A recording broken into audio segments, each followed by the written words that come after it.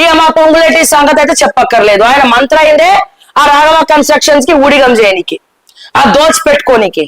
మా గిరిజన రైతుల భూములు వాళ్ళ కూతురు పేరు మీద ఎట్లొచ్చింది చెప్పమని పొంగులేటిని. ఇదే ధరణిని అడ్డు పెట్టుకొని ఎందుకు ఇన్ని రోజులు భూమాత లేట్ అయింది?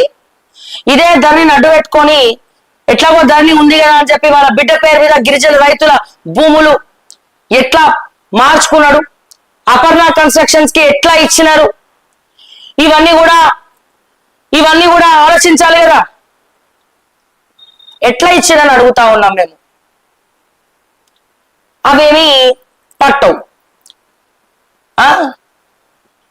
ఇక తుమ్మల నాగేశ్వరరావు గారు ఆయన గురించి ఇప్పటివరకు నాకేం రాలే, కానీ ఫీల్డ్ లో తిరగట్లే, రైతుల కష్టాలు తీర్చుకుంటుండా అరుచుకోవట్లే, రుణమాఫీ అయ్యిందా చాలా మందికి కాలే, రైతు బంధు సంగతి ఏంది ఏం లేదు, సగం మందికి వేసిండ్రు అది కూడా కుటుంబానికి ఒకటికి అన్నాడు.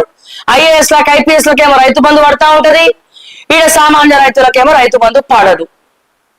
ఎట్లా తుమ్మల నాగేశ్వరరావు గారు మరి ఒక అగ్రికల్చర్ మంత్రిగా మనం ఆలోచించాలి కదా, రైతు సదస్సులు పెట్టాలి కదా, అవగాహన కార్యక్రమాలు ఏర్పాటు చేయాలి కదా.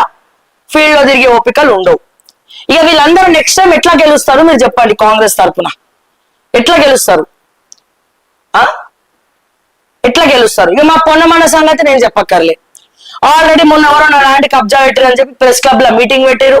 ఆ ప్రెస్ క్లబ్ దగ్గరికి పోయినారు. ఆ పోయిన పాపానికి మా రిపోర్టర్ చేసిన ప్రెస్ క్లబ్ లో పెడితే ప్రతి ఒక్కరు కూడా అడ్రస్ చేయాల్సిందే, ప్రతి ఒక్కరు వినాల్సిందే, అన్ని చేయాల్సిందే. ఓకే, అది చేసినందుకు ఎందుకు చేసినావు, ఎందుకు కవర్ చేసినావు అని చెప్పి అడుగుతారు. అదేదో అతన్ని తీసుకొచ్చి మేమే డబ్బులు కట్టి మరి ప్రెస్ మీట్ పెట్టించినట్టే వీళ్ళ అక్కస్. ఇట్లా ఇక ఓసీయా, బీసీయా, ఎస్టీయా, ఎస్సీయా పక్కన పెట్టండి, ప్రతి ఒక్క అట్లనే ఉన్నారు కదా. ఒక్కడంటే ఒక్క మంత్రి గెలవాడు కదా. రేవంత్ రెడ్డిని మొదలుకొని ఎవ్వరు కూడా గెలిచే పరిస్థితి లేరు. పార్టీల పట్ల ప్రజలు చాలా వ్యతిరేకతతో ఉన్నారు. ఏ పార్టీని నమ్మాలో ఏ పార్టీని నమ్మద్దు అర్థం కానటువంటి పరిస్థితి. మా బీజేపీ నాయకులు మాట్లాడరు. బీజేపీ తెలంగాణలో లేదు. బీజేపీ